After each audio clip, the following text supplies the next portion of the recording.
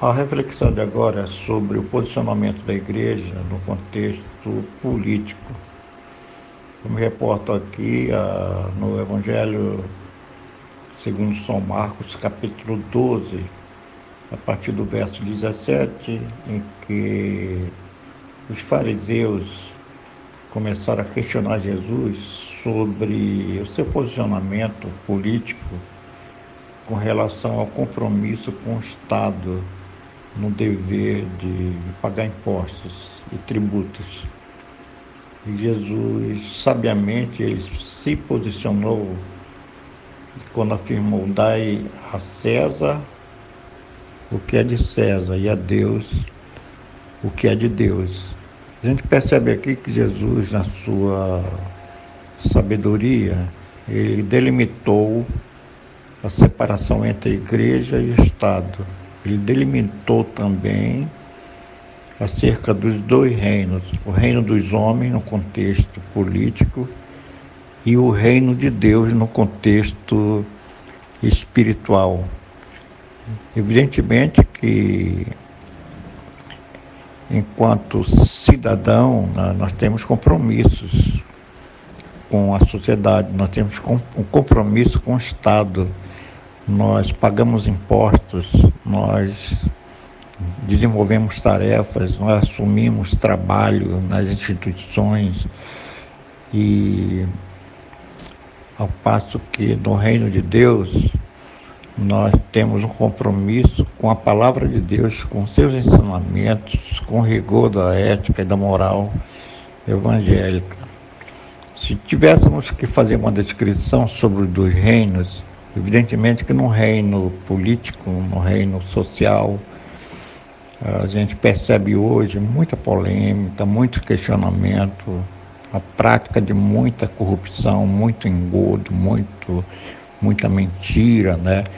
Em que os homens se degladiam, fazem guerra entre si, criam divisões ideológicas, políticas, e nesse contexto político, ideológico, do viés ideológico, a gente sabe que existem duas forças operantes no planeta, que é uma política de influência capitalista neoliberal, em que o governo, preferencialmente, é um governo que visa lucros, e quem está interessado nisso são os empresários, os banqueiros.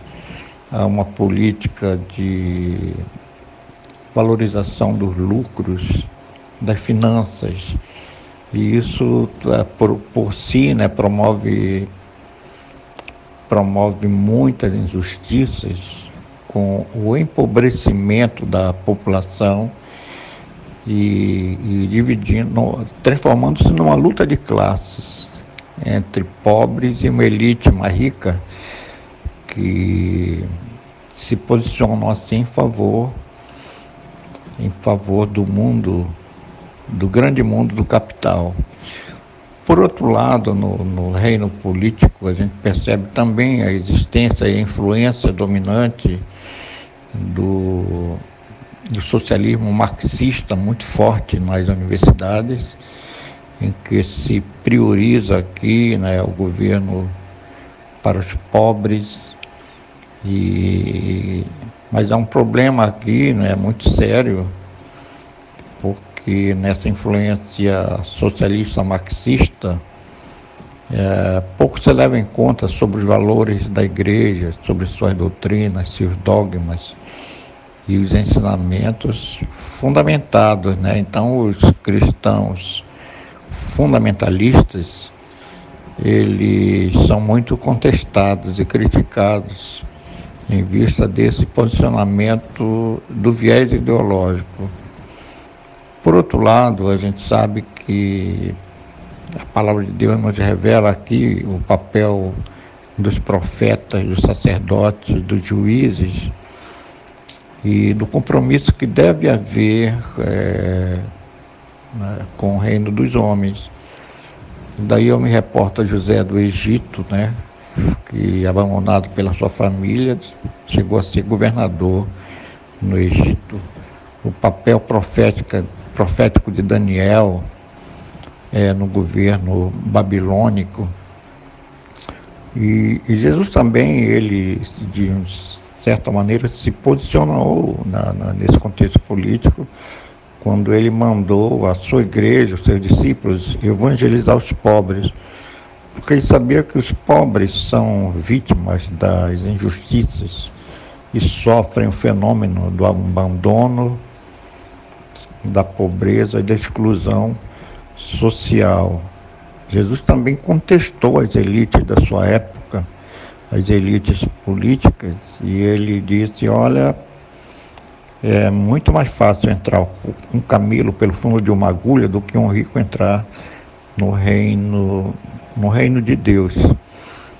E a sua igreja, ela desempenhou um papel muito significativo, juntamente com os discípulos, os apóstolos, na evangelização dos pobres.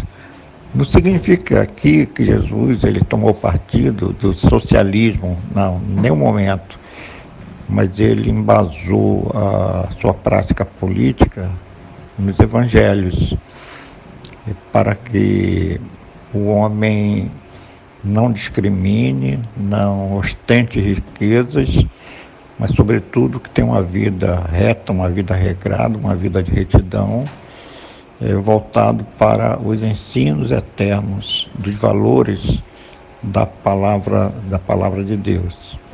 Eu que posso afirmar hoje como orientador, né, é de que o crente, enquanto cristão, ele é cidadão. Ele tem os mesmos direitos que tem qualquer cidadão, né? Direito de exercer, de desempenhar a sua cidadania. Ele trabalha, ele tem profissão, ele paga impostos e ele tem desfruta das prerrogativas de ter liberdade de expressão, tem o livre-arbítrio de escolhas das suas ideologias, do seu modo de pensar. No entanto, não deve, em nenhum momento,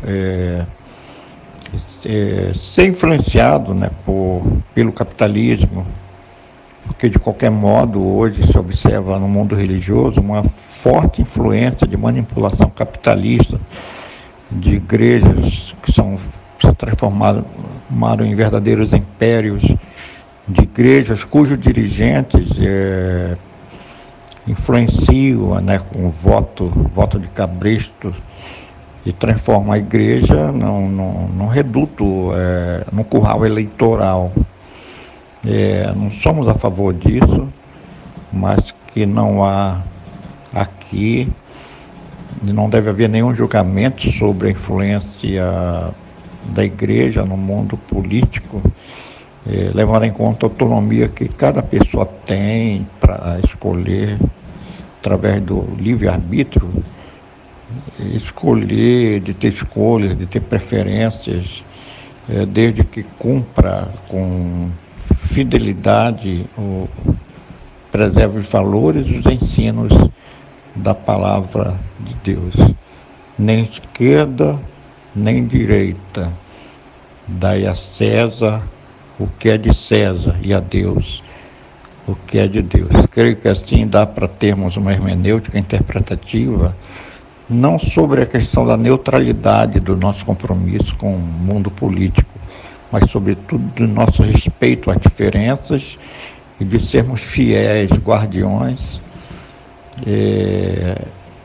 da palavra de Deus, e criticar com coerência e com justiça os maus governantes que devem reger o país com o rigor ético de ter uma vida moral irrepreensível, e desses dirigentes políticos que são os governadores, os prefeitos e até o presidente da República, de ter um governo para todos, para não ser contestado